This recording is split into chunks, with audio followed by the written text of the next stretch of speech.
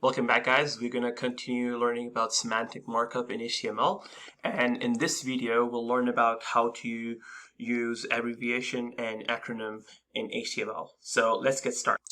So if we have to use an abbreviation or an acronym in our paragraph, we use ABBR tag for that.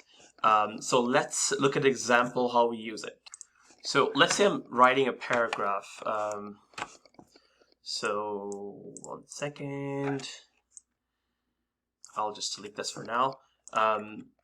So I'm writing a paragraph. Say, for example, say my communication prof helped me so much in improving my communication skills.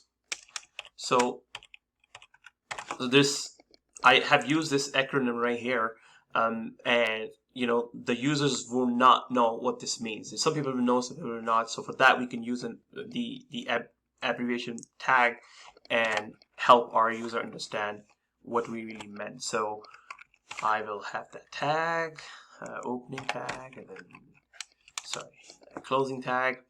I will have this between opening and closing of this tag, and now you can see that this doesn't really help the readers at all. So for that, abbreviation has a attribute. It's called title. As we know, attributes are placed in an opening tag. It has a name and a value. So the name is title, and over here we can write what the abbreviation is for.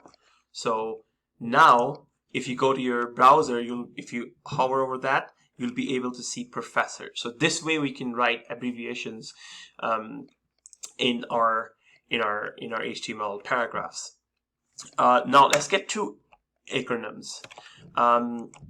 So sometimes we have to use acronyms in a paragraph, but we do want all our readers who don't know those ones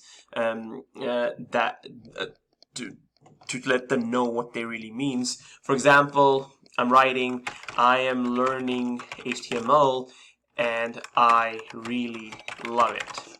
So for the people who don't know what HTML stands for, you can actually use the abbreviation tag. So